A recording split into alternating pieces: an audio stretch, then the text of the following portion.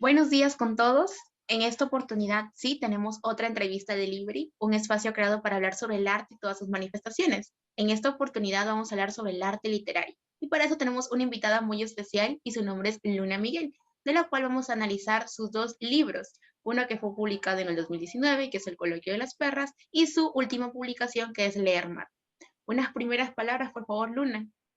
¿Qué tal? Pues nada, aquí feliz de poder charlar contigo de estos dos libros sobre la lectura y sobre las autoras que me obsesionan. Muchísimas gracias a ti, primeramente, por aceptar. Y bueno, para empezar con la entrevista, me gustaría hacer como un matiz general, más o menos, de en qué consiste el coloquio de las perras. Pues desde mi perspectiva como lectora, es un atributo especialmente a las escritoras o a las mujeres que escriben. En este caso, tenemos una visión mucho más general, ¿no? Sobre las categorías que se le han puesto, los matices, dejando de lado especialmente cuál fue este algo, esta versión del arte que ellas crearon. Entonces, me gustaría preguntarte, ¿por qué empleas el color rosa en tu carátula para poner el título, ¿no? El coloquio de las perras. ¿Y por qué específicamente este término perras en vez de decir escritoras o autoras? Sí, bueno, yo creo que el color rosa se ha utilizado recientemente en el sector editorial, al menos aquí en España, un poco también como reivindicación, ¿no? Normalmente el rosa se utiliza para cuestiones de niñas, cosas cursis, cosas que recuerdan a los chicles, a los caramelos, a las cosas pequeñas, ¿no?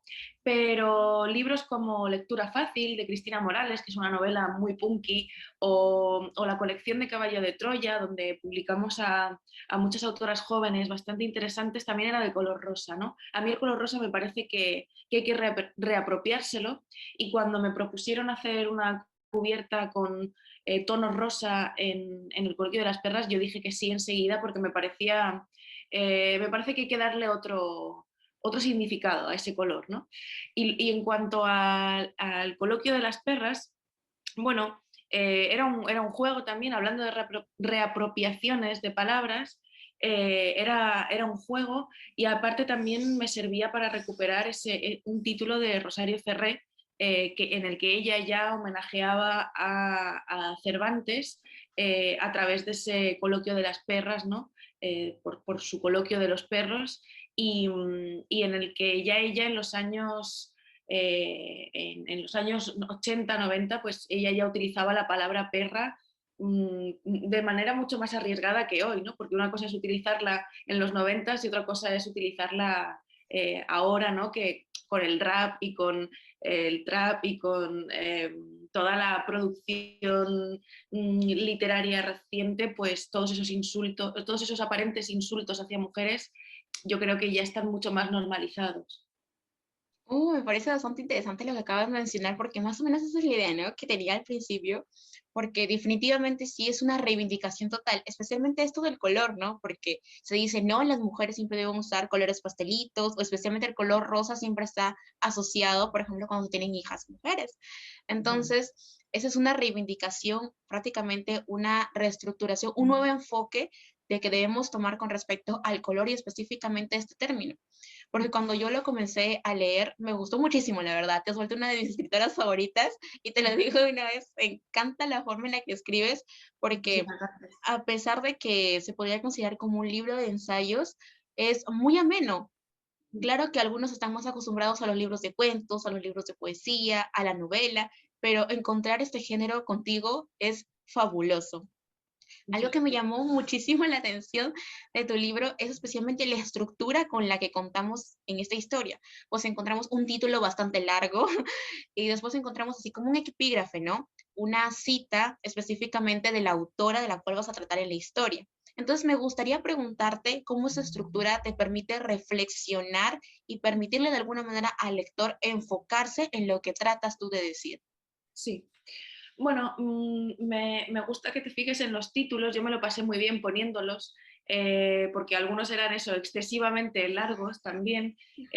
Esto no deja de ser, ya si me voy al por qué de las cosas, ¿no? Estos títulos largos me recuerdan un poco en Estados Unidos, en los 2010 más o menos, hubo una corriente literaria que se llamaba Alt-Lit, Alternative Literature, y casi siempre los títulos de sus poemas y de sus cuentos eran también como muy largos, muy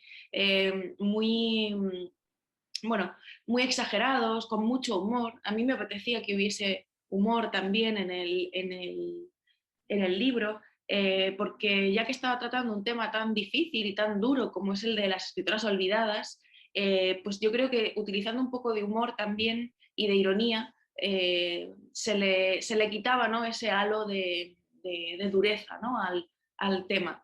Y, y quise hacer esta estructura, repetir la estructura en cada uno de los capítulos, también para imponerme yo ese reto, ¿no? Voy a hablar de cada una de las autoras en determinadas palabras, tiene que ocupar X páginas, luego tengo que añadir una carta dedicada a cada autora al final, donde ahonden algunos de los temas. Es un libro sin notas a pie de página, a pesar de toda la información que hay, porque quería estructurarlo como mis artículos de prensa. Yo he trabajado mucho tiempo como periodista, y quería que más que biografías para conocer en profundidad a las autoras, que yo creo que para eso ya hay libros buenos sobre cada una de ellas, especialmente, ¿no?, pues Elena Garro, Gabriela Mistral, etcétera, me apetecía hacer como casi como columnas de opinión propias, sobre cada una de ellas, ¿no? Y yo creo que por eso lo estructuré así y que por eso lo introduje de esa manera, ¿no? Realmente es un libro ensayístico, pero muy apegado a mi forma de hacer periodismo cultural. Qué chévere, la verdad, porque es muy difícil no encontrar ese tipo de estructuras, especialmente que se repitan, como tú lo acabas de mencionar, de historia tras historia, y se nota que es una versión mucho más personal de ti. Y ahí vemos mucho énfasis y la relación que tiene el escritor con su producción literaria, como tú lo acabas de mencionar. Y bueno, después de haber hablado sobre la estructura de tu libro, algo que me llamó muchísimo la atención es estas menciones de aquellas personas que estudian letras, específicamente literatura, ya sea en la universidad en la que se encuentren, y siempre encontramos esta encrucijada, ¿no? De que el maestro dice, no debes investigar esto porque falta bibliografía o porque no es lo suficientemente relevante como para investigarlo. Sí. Entonces mi pregunta sería, ¿qué buscas en el lector tras esta reflexión? Pues mira, supongo que efectivamente es un libro en el que yo quería de alguna manera demostrar que todo puede investigarse en literatura. Es decir, no sé, que cualquier tema es relevante si lo sabes enfocar y si lo sabes estructurar. Esto lo dice eh, la estudiante Abelisa Álvarez, lo dice cuando estamos hablando de Rosario Ferrer precisamente, y ella dice que en la universidad parecía que solo se podía hablar de Borges, ¿no?, que es como el único autor al que se puede estudiar una y otra y otra y otra vez, que seguramente sí, y que estoy de acuerdo en que todo gran escritor y toda gran escritora se puede hablar de él y de ella hasta el infinito, ¿no? ¿Cuántas veces hemos hablado de Cervantes, de Shakespeare o de Safo, ¿no? Y todavía hoy, en 2022, ¿cuánto podríamos hablar de ellos? Entonces, en este sentido, yo creo que yo quería dejar esto por escrito precisamente para alentar a los estudiantes y a las estudiantes que leyeran este texto, eh, que estaban estudiando literatura en castellano y que no suelen encontrar bibliografía sobre mujeres latinoamericanas o españolas de mediados del siglo XX, ¿no? Es muy difícil. Para muchas muchos de esos nombres nunca llegarán a la academia, ¿no? Entonces, el hecho de que estén en un libro como este, y de que ciertas personas que estudian literatura latinoamericana o escrita por mujeres en esta época, lo mismo podía ayudar y servir para demostrar que sí, que es que se puede escribir sobre cualquier cosa. O sea, si hay libros que debaten sobre una ruptura amorosa, si hay libros que debaten sobre dedicados a las mariposas, si hay libros dedicados a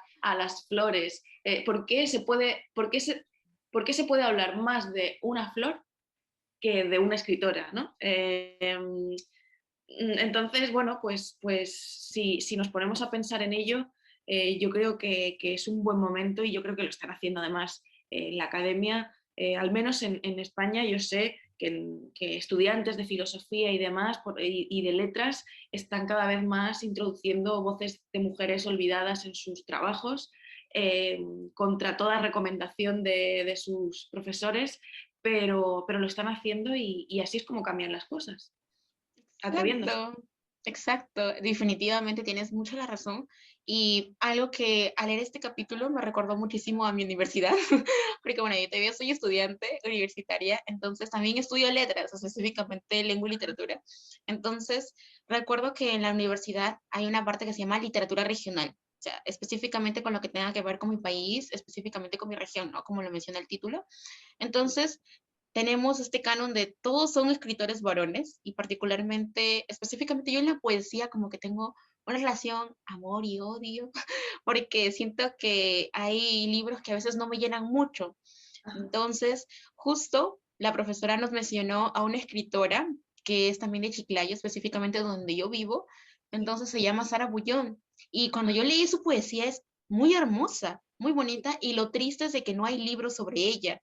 Y Ya. eso es bastante controversial porque uno, ella es chiclayana y hizo muchísimo, o sea, fue maestra, era considerada una activista feminista, creó incluso hasta su propio colegio porque no se llevaba bien con las autoridades de otras instituciones porque quería reivindicar esto, ¿no? Sobre que las mujeres sí debían estudiar. Sí. Entonces, esto es bastante difícil porque a mí me gusta, pero yo voy a las librerías y no encuentro ningún libro sobre ella. Entonces, eso es difícil porque, o sea, a pesar de que tenga un público pequeño, esto se da particularmente porque no se le da la debida importancia y reivindicación a ese tipo de escritoras. Y eso es triste. Algo que también me gustó muchísimo tras las reflexiones de tu libro, El coloquio de las perras, fue de que cuando yo llegué a este capítulo donde decía cuántos libros de mujeres o de escritoras tienes en tu librero y yo con cara de, a ver, voy a revisar mi librero, cuántos libros tengo escritos por mujeres y es mínimo. Y eso es muy triste, definitivamente. No por el género, sino que mayormente hay buenas escritoras y algo que hace particularmente esto de la cultura de la censura, Sí. la cultura de la cancelación, es el hecho de que se olviden muchos escritores que de verdad necesitan la relevancia posible. En este caso, la escritura para mujeres. Gracias a tu libro, yo voy a conseguir las escritoras que se mencionan aquí porque definitivamente son muy buenas. Yo dije, necesito este libro. O sea, así de Qué bueno. bueno es tu escritura, porque definitivamente te incita y te estimula a seguir leyendo, especialmente, bueno, a mí que me encanta muchísimo leer y ahora estoy explorando con este género gracias a ti. Y Qué bueno, bueno.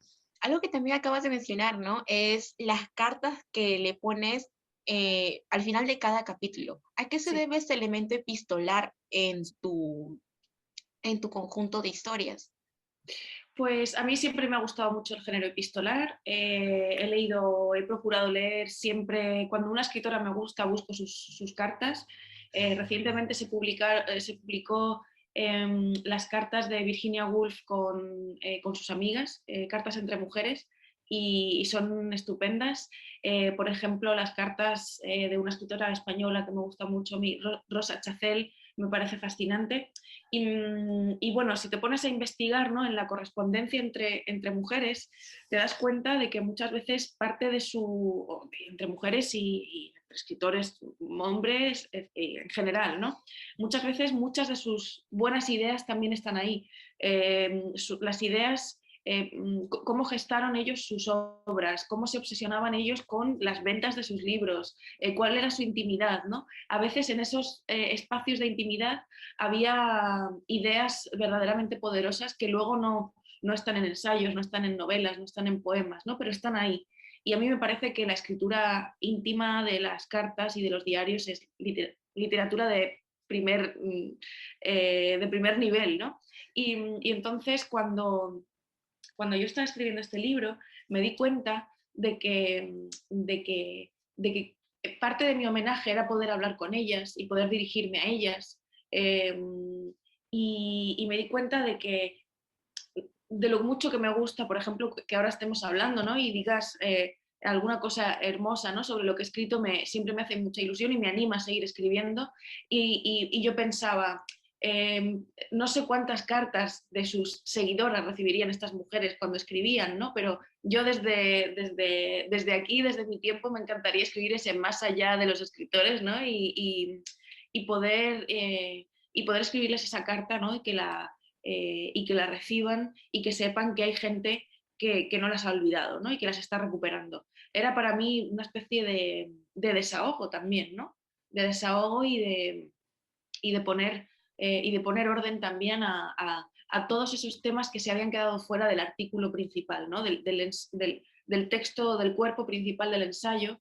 Como ves, cada una de esas cartas, y lo que estoy intentando es traer esos temas al presente, explicarles un poco a ellas, explicándoselo a ellas cómo se les lee ahora, o incluso hasta les pido perdón por no haberlas leído antes, o por haber dicho cosas que a lo mejor pudieran molestarles en el propio texto, ¿no? Entonces, bueno, este era un poco el juego que quería yo. Además, a mí me encantan los libros híbridos, donde mezclo todo tipo de formas y demás, ¿no? Cuando alguien me dice escribe un ensayo, yo pienso en un poema. Cuando alguien me dice escribe un poema, yo pienso en un ensayo. Cuando alguien me dice escribe una novela, pienso en una obra de teatro, ¿no? Entonces es como, me gusta llevar la contraria, y me gusta llevarme la contraria a mí misma también, y si me he impuesto a escribir un ensayo, ¿por qué no puedo meter el género epistolar, que es el más íntimo que existe dentro de un ensayo reivindicativo, ¿no? Qué bonita la verdad, porque cada carta definitivamente se ve como una cuestión mucho más íntima, ¿no? Entre el lector y aquella persona que está atribuyéndole este nuevo enfoque a la escritora. Me gustaba mucho también, como tú lo acabas de mencionar, ¿no? A veces te disculpas, a veces dices, no sabía que tú existías definitivamente y bueno, perdóname por no tenerte en mi librero, pero ahora que lo sé, voy a leerte, ¿no? Claro. Y eso es bastante bonito porque muy pocas personas, bueno, muy pocos escritores he visto que han experimentado con diferentes géneros en un mismo libro. Y tú Ajá. definitivamente haces un juego increíble entre cada uno de los elementos y no se pierde el enfoque ni tampoco el matiz de tu historia. Y eso Ajá. me gusta muchísimo. O sea, Qué bien. exploras el género, pero al mismo tiempo mezclas estos mismos y no se pierde tu intimidad entre tú como escritora y Claro. tampoco el enfoque que le quieres dar al lector. Es muy lindo, la verdad. Qué bueno. Y bueno, después de haber hablado sobre el coloquio de las perras, ahora vamos a hablar sobre Leer Mata. Un libro que también me ha dejado con la boca abierta, definitivamente. Lo leí en una sola sentada, en menos de Ya ves. 3 horas, y me encantó. Primeramente porque es esta visión, ¿no? De 13 historias que, bueno, en realidad están relacionadas con una misma protagonista. De manera general, no es spoiler, de una mujer que se entera, ¿no? De que va a morir y de alguna manera quiere leerlo todo. O sea, ¿qué Sí. lector no se ha encontrado en ese tipo de situación? Se llena de tantos libros y vemos los efectos, vemos cómo se siente un lector de primera mano y definitivamente, si uno es lector, se va a sentir totalmente identificado. Especialmente yo estaba ahí llorando, yo no quiero estar en esa situación. Espero terminar todos los libros que quiera antes de irme más allá, por favor. Y fue muy bonito, la verdad, fue más que una versión íntima, fue como mirarme dentro de mí como lectora y como persona y decir, wow, este libro es definitivamente para mí y es muy bonito. Y bueno, Qué bueno. específicamente me encantaría preguntarte, ¿cómo planteas la idea de escribir un libro para lectores? Sí. Pues mira, todo fue prácticamente una propuesta del editor de la Caja Books, que es una editorial que publica muchos autores jóvenes, ensayistas y periodistas jóvenes en España, y que a mí me encanta. Allí han publicado a Elizabeth Duval, Pablo Caldera, Aisha de la Cruz, que es una de mis novelistas favoritas, y me parecía que era el sitio perfecto para mí, porque si yo te estaba diciendo antes que lo que me gusta es la experimentación y hacer las cosas un poco al revés de lo que se me piden, pues este espacio era increíble. Y el autor sabía, o sea, el editor sabía que yo estaba obsesionada con una filósofa que es Simone Weil, eh, que ella tiene una de las palabras clave para entender su pensamiento es el tema de la atención y cómo la atención, o sea, el amor es la atención, el mayor acto de amor es la atención hacia las cosas, ¿no?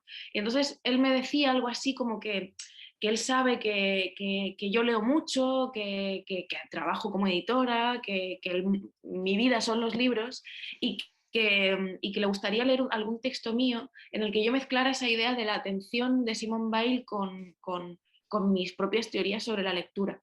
Y yo pensé, ¿y qué teorías sobre la lectura tengo yo? Claro, y, pero me apetecía aceptar ese reto, entonces me di cuenta de que yo verdaderamente sí que tenía una obsesión como lectora, que es esta cosa de la somatización, ¿no? Esta cosa de que el libro atraviesa el cuerpo entero de quien lee. Y esto, por ejemplo, lo dice una amiga mía, Alicia Valdés, eh, autora y filósofa y profesora de filosofía. Ella dice que muchas veces hacemos una distinción entre cuerpo y mente cuando la mente forma parte del cuerpo, ¿no? Y entonces es normal que cuando uno lee eso, o sea, que la lectura literalmente te está atravesando el cuerpo, ¿no? Porque la lectura está en tu... está modificando también tu cerebro, ¿no? Entonces, bueno, pues así surgió un poco la idea. Básicamente fue como un encargo al que yo le di mi propia vuelta de tuerca y al final acabé escribiendo casi un cuento, ¿no? Un cuento de una lectora, solo que plagado de teoría. Sí, definitivamente es muy bonito, ¿no? Porque, bueno, como te estaba mencionando, es una visión mucho más personal, ¿no? Sí. Como lectora, definitivamente te sientes identificada, cosa tras cosa que va mencionando y dices, yo he pasado por esto. Este elemento, este efecto, esto yo lo he vivido. Recuerdo que a cada rato estaba sonriendo y ella me dice, hija, ¿qué tienes? Y yo, mamá, perdóname, es que es tierno, es muy lindo, es Qué como bueno. un abriguito cuando Sí. estás en esas noches frías y te sientes muy acogedora y al mismo tiempo te sientes especial. Y eso es lo que Bueno, logra tu libro definitivamente, me gusta bueno. muchísimo. Es una de las mejores lecturas, especialmente con esto de libros que tratan sobre libros. Es muy espectacular la forma en la que lo escribes, especialmente porque es muy ameno, ligero y específicamente, ¿no? Porque a pesar de la letra que es muy grande, son 125 páginas aproximadamente, entonces no es una lectura como que muy pesada, sino al contrario es ligera, pero no te deja de permitir ese tipo de reflexiones profundas a nosotros como lectores. Qué bien. Bueno, la verdad mientras estaba leyendo, leer mata, eh, más el hecho de cómo está estructurado, me encantaría preguntarte por qué la relevancia de contar historias, en este caso escrita por varones, porque encontramos el libro de James Joyce, Ulises, encontramos, por ejemplo, una referencia a los hermanos Karamazov de Dostoyevsky, y por qué esos autores y por qué no otros. Bueno, yo creo que son... mira, es curioso que digas lo de los autores varones, porque una de las cosas de las que me di cuenta yo investigando para poder escribir el libro, leyendo sobre el leer, sobre el acto de leer, es que casi todos los grandes libros sobre estos temas estaban escritos por hombres. Eh, y si te haces, si vas a buscar una lista en cualquier lugar de libros sobre la lectura, casi todos los que te van a recomendar son de hombres, ¿no? Sin embargo, yo me empeñé en que hubiese más mujeres en la bibliografía final, de que hubiese muchas más mujeres que hombres, o al menos que estuviera igualada la balanza, y para eso tuve que leer diarios, cartas, etcétera, porque del mismo modo que se, cualquier editor coge los textos que ha escrito Proust o Walter Benjamin o el propio Joyce sobre el acto de leer y los junta en un libro y los publica, eso no se hace con las mujeres. En todo caso, tenemos los libros de la lectura de Virginia Woolf y poco más. Entonces, yo me di cuenta de que un editor avispado cogería los diarios de Alejandra Pizarnik o los de Silvia Plath, los abriría, vería todas esas reflexiones súper profundas sobre el acto de escribir o el acto de leer y de allí saldrían libros súper interesantes, ¿no? Lo que pasa es que, bueno, lo que decíamos antes, ¿no? Todo viene del coloquio de las perras también, ¿no? Pues a ellas no les hacemos ese caso. ¿Y por qué elegí a esos escritores hombre? Bueno, pues creo que, bueno, James Joyce, porque coincide, ¿no? Que este año es el centenario de la publicación del Ulises y para mí tenía un sentido totalmente importante, ¿no? También mi hijo se llama Ulises, entonces el hecho de que yo no hubiese leído todavía el Ulises de James Joyce, teniendo un niño de 6 años, ¿no?, que se llama Ulises, pues me parecía también un crimen, ¿no? Y luego también, por otro lado, yo siempre digo, ¿no?, que después del trabajo, este año van a hacer 5 años del Me Too, por ejemplo. Y en estos últimos 5 años he leído... Bueno, como estábamos comentando, ¿no? Esto de tener miedo a qué dirá la gente si dejo de leer este libro, es bastante interesante, ¿no? Las reflexiones que estamos teniendo ahorita y es algo que debemos aprender muchísimo porque uno, no vivimos de las personas y segundo, para ser feliz hay que ser egoístas, así que hay que tomar en cuenta eso también. Bueno, algo que también me causó mucho interés es de que en este libro sí usas los pies de página. ¿Esa es una elección propia o una cuestión más de editorial? Esto es una elección absolutamente propia. Yo creo que 2021-2022 ha sido para mí el año de la experimentación con la nota a pie de página. Primero escribí un cuento para un festival en México, en Oaxaca, bueno, la FIL de Oaxaca. Me invitaron y me pidieron que escribiera un cuento sobre, o sea, que escribiera un ensayo sobre el amor.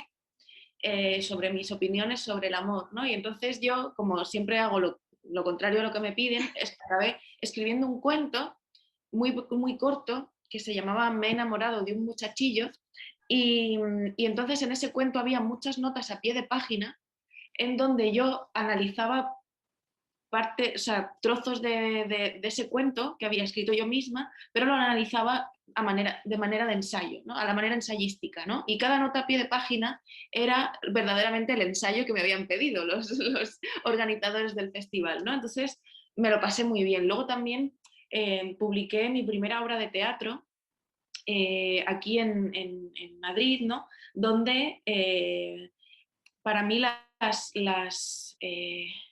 el texto que yo interpreté en el teatro estaba siempre, o sea, la acción de la actriz estaba determinada por las notas a pie de página.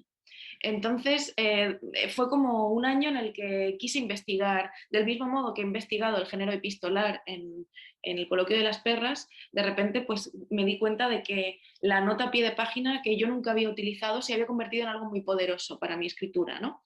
Y entonces decidí que en este libro iba a haber muchas notas a pie de página y intenté hacer una cosa que no es evidente en una lectura, pero que para mí me sirvió para organizarme. Si te das cuenta, la narración está en tercera persona, es ella la lectora, aunque esté hablando de mí, es decir, es una narración, es la Luna escritora la que escribe un cuento eh, sobre la Luna lectora, pero las notas a pie de página son en primera persona. Entonces es la Luna lectora la que puntualiza lo que la Luna escritora dice en el texto corrido, ¿no?, en el texto principal. Entonces ese era un poco mi juego, ¿no?, dividir a la Luna lectora y a la Luna escritora, y curiosamente las notas a pie es también donde más humor hay, ¿no? Y un estilo en el que intento meter todos los chistes posibles y estúpidos sobre la propia lectura, ¿no? Entonces, como el humor también era algo que me apetecía mucho abordar, pues creo que a partir de la nota a pie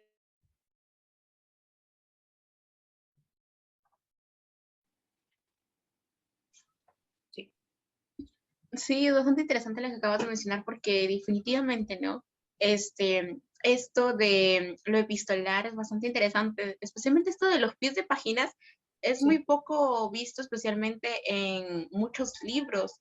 Y la verdad me gustó mucho, ¿no? Como tú lo acabas de mencionar, también lo había visto como una perspectiva de una lectora. Me sentía mucho más identificada, si solamente contigo como escritora.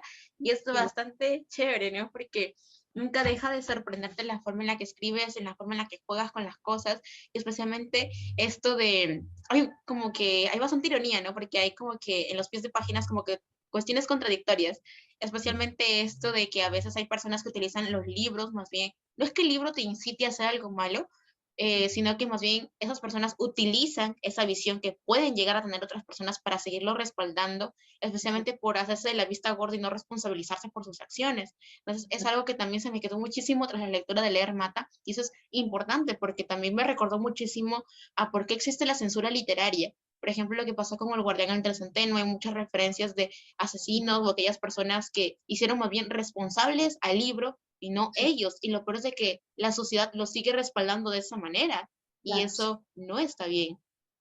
Sí, esto es muy interesante porque, claro, imagínate, en el fondo también quiero jugar un poco con eso, ¿no? El personaje del libro quiere suicidarse, ¿no? Descubre que quiere morir en una fecha determinada, o sea, de hecho nunca sabe si descubre que va a morir en esa fecha o que quiere matarse en esa fecha, ¿no? Entonces tú imagínate que en el futuro, bueno, ahí está Goethe, ¿no? Y las desventuras, ¿no? Del joven Werther y un libro que dicen que mató a mucha gente, que generó una ola de suicidios, ¿no? Entonces, por eso también para mí, si yo quería hablar de la somatización lectora, tenía que inventarme un personaje que tiene que suicidarse, ¿no? Porque al final es lo que es la epidemia a la que le lleva, ¿no? La epidemia que se transmite, ¿no? Esa enfermedad de transmisión lectora, ¿no? Como la llamo yo, que va por los libros y que acaba sacudiéndote. Pero no podemos responsabilizar al autor de que haya personas que han leído su libro y quieran morir o quieran amar o quieran hacer cualquier cosa, ¿no?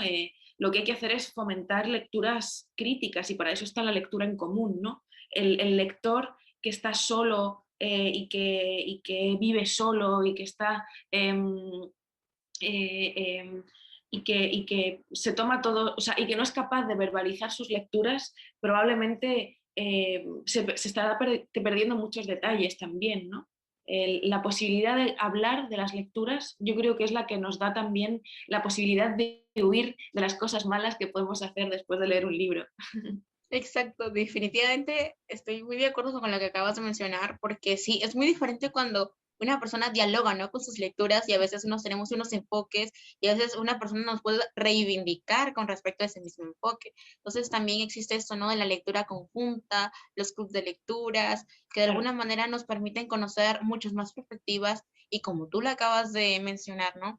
A veces podemos pensar muchas cosas negativas sobre ese libro o que nos puede estar incitando o diciendo el autor o de alguna manera nos está diciendo que hagamos este tipo de cosas. Entonces, al compartir nuestras experiencias con esta lectura, tal vez nos mencione de alguna manera o nos reivindique o reconstruye esta idea tal vez equivocada que teníamos. Entonces, eso es algo importante.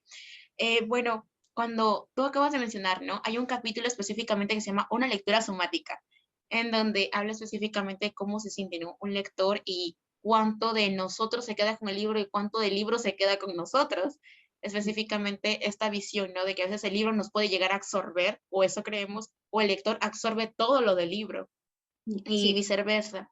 Entonces, me encantaría preguntarte si específicamente aquí se menciona a James Joyce y a Ulises, ¿siempre pensaste que este era el libro adecuado para tratar este tema? ¿O fue otro libro que tal vez pensaste? ¿O cómo fue esa controversia entre decidir cuál de estas lecturas era mejor para este capítulo? Pues fue totalmente casual. Yo verdaderamente, cuando ya había escrito, no sé, un 70% del libro, a mí me encargaron un libro de 10.000 palabras, es decir, de esas 120 páginas. Al final yo escribí uno de 22.000 palabras, un poquito más largo de lo que se me había pedido, porque de hecho llegué a escribir casi 50.000 palabras, solo que fui cortando y cortando y cortando, ¿no? Porque este es otro de los secretos, ¿no? De la escritura, que uno escribe a veces y lo que se publica al final a lo mejor es el 25% de lo que uno ha escrito durante todo ese proceso, ¿no?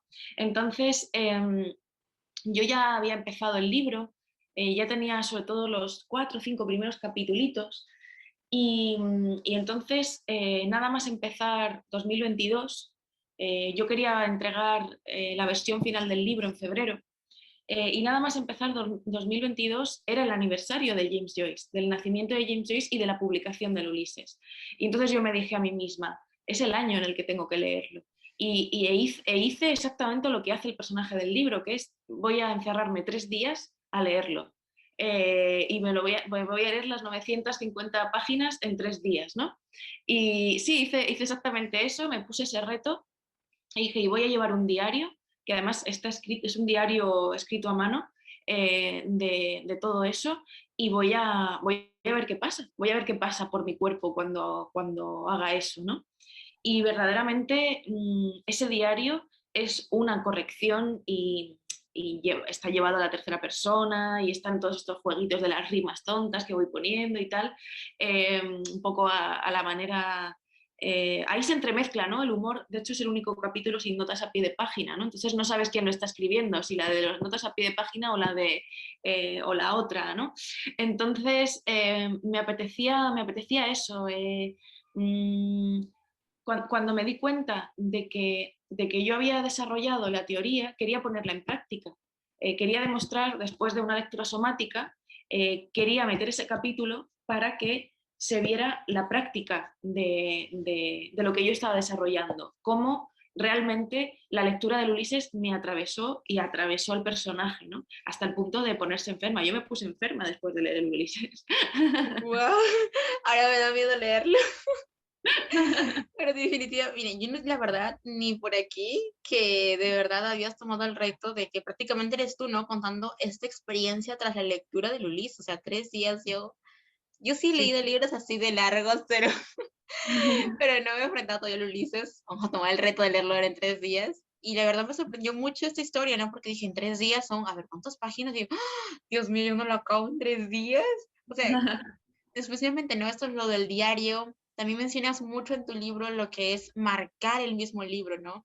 Dejar Sí, una huella, escribir. Particularmente, a mí me encanta mucho, no es rayar a mis libros, sino más bien marcarlos a mi manera. Por ejemplo, yo uso resaltadores, post-its, lapiceros. Yo, dijo mi hermana, eres bien salvaje, pero me encanta mucho, no sé, me siento como que un diálogo mucho más personal entre yo, mi claro. yo de ese momento, tras, por ejemplo, una tercera lectura o tal vez una quinta lectura, como ha ocurrido a veces en algunos libros. Entonces, encontrarme con ese yo del pasado y qué pensaba en Claro, ese momento, encontrar mis anotaciones, lo que tal vez a mí me parecía como que romántico, bonito, irónico, tal vez en esta otra lectura no sea así. Entonces, es bastante claro. interesante y me gusta Sí. mucho cómo mezclas tu experiencia para crear este tipo de libros.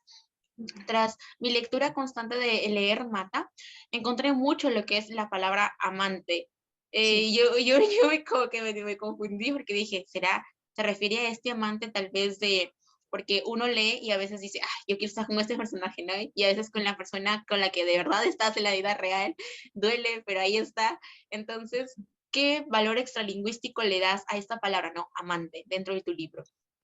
Bueno, no quería utilizar la palabra novio, no quería utilizar el nombre tampoco, de hecho no tiene nombre.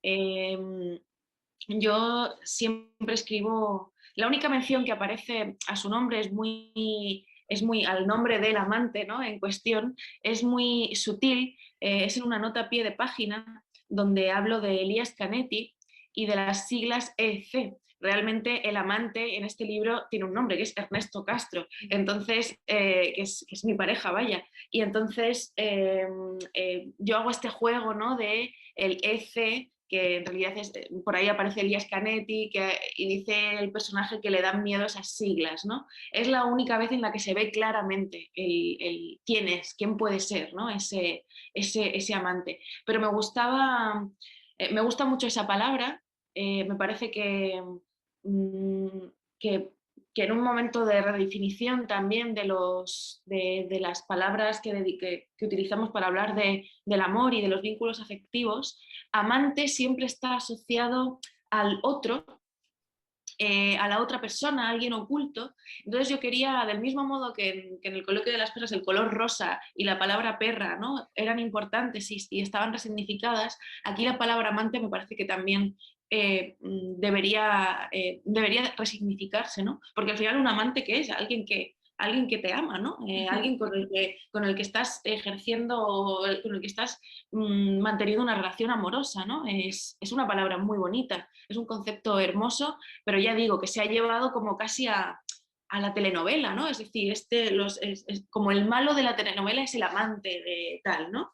Entonces, me apetecía eso, como darle otro sentido, reivindicarlo y llamar a mi amor y a a una de las personas a las que más quiero en este mundo, que es el Ed.Cep, no Elias Canetti. No, a Elias Canetti no le quiero nada. No, no, ese no es mi amante. A una de las personas a las que más quiero en este mundo quería darle toda esa entidad, ¿no? Ponerle la palabra que yo creo que es más hermosa para referirse a alguien a quien amas y que te ama.